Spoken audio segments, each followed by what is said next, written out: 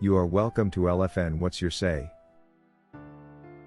The #1 listening show, where we discuss real issues with real people like you.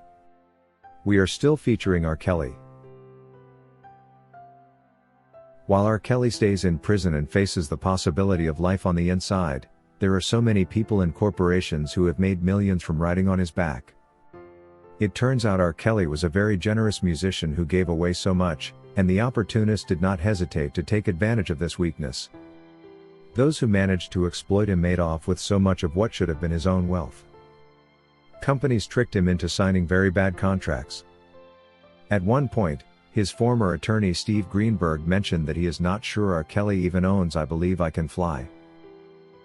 I don't even think he owns the rights to I Believe I Could Fly.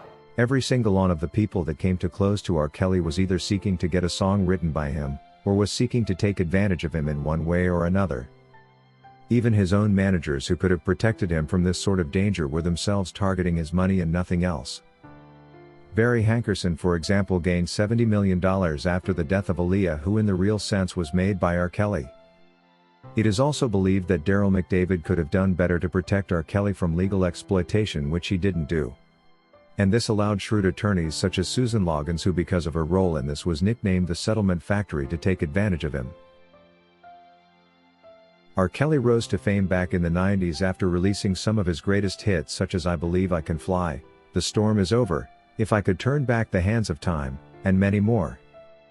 He immediately became the target of not only distribution companies, but also individuals who wished to join the music industry and believed he could turn them into stars.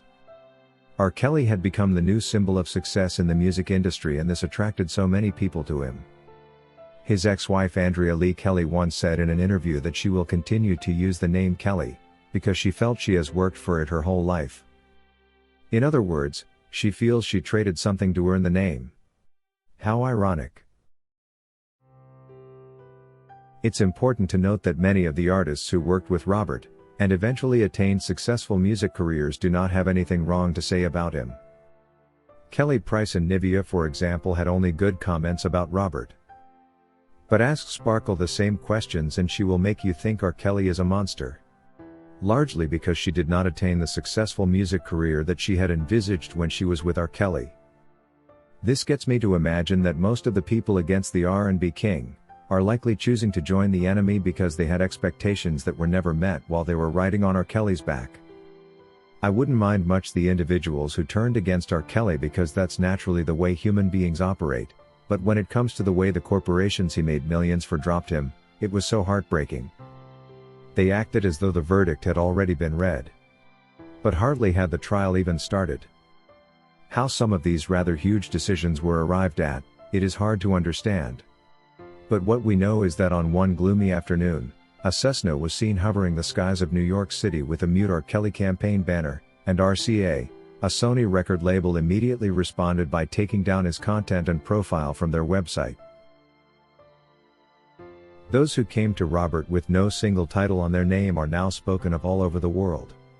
They are written about in the media, and guess what? They are making the most of it, taking one interview after another. So while R. Kelly languishes in prison awaiting sentencing, these individuals are out there enjoying the fruits of his hard-earned labor, and of course cashing in like never before. In this life there are people who will send their old friend to the bin for as long as they will gain in one way or another. And then there is this category of beneficiaries for whom he wrote great songs such as Celine Dion's I Am Your Angel, Nick Cannon Gigolo, B2K's Turnaround, and many others. At a moment when Kelly needed their back, Celine Dion remained quiet and simply pulled down their duet from her catalog. Nick Cannon took an interview with Vlad where he denounced R. Kelly as the songwriter, and did laugh at his situation a couple of times. Chance the Rapper sent out apologies for having worked with Robert and promised never to do that again.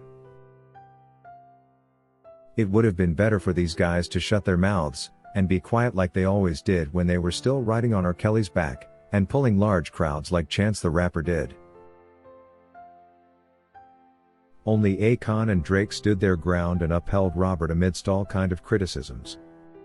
When Akon was asked what he thought about the R. Kelly situation, he did not stammer, he actually suggested reconciliation with the accusers. Drake did not forget to credit R. Kelly for the part in his TSU album intro that carried his beats. Now that is what we call true friendship. We cannot be friends today, and tomorrow you are apologizing for the friendship we had only because I now have a situation of the sort. Angela Culberson says, "Thanks to all here for their love and support for R. Kelly. When I read some positive comments about him, it makes me very happy. We are all God's children and that automatically makes R. Kelly our brother. No, I don't know R. Kelly in person, I am not from among his family, but I love him like a brother. Kells, we send you our prayers, we love and support you always." According to Mary Ford, how is it that they are charging an illiterate adult that cannot read and write, making his legal occupation a crime, and yet he's the only one who working night and day, making money by producing hits all these people were living off? How is that a crime? The real crime here is their unfair treatment of a disabled adult they all took advantage of because of his disability, and now they are taking advantage of him with the aim to capture all of his wealth. If these people who rode on R. Kelly's back all these years really appreciated what he did for them, they wouldn't be pushing hard against him. They would simply walk away and leave him in peace. Someone like Chance the Rapper should look back and remember the crowds he was able to pull only because he worked with R. Kelly, and then show him some bit of respect as the artist that mentored him. But now that they all got what they wanted, they don't even care an inch about him. According to Melanie, "Until now, I still don't understand how you tie up someone's finances and take them to court, expecting them to say thank you for the fair trial when he ain't sure if his little girls back home have even had something to eat that day.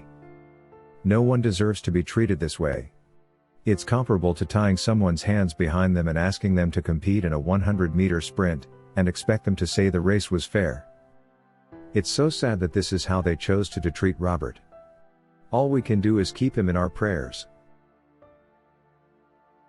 If you wish to take part in a live interview discussing any of these topics, let us know by sending an email to sashalfnmedia@gmail.com for scheduling. Thank you for watching today's video, a production of LFN Media, giving you another perspective of issues at hand. We make it our business to keep you updated with the truth amidst the cloud of lies the media wants you to believe. It is therefore important to subscribe to this channel, hit the bell icon and allow all notifications so that you don't miss out whenever we publish a new video.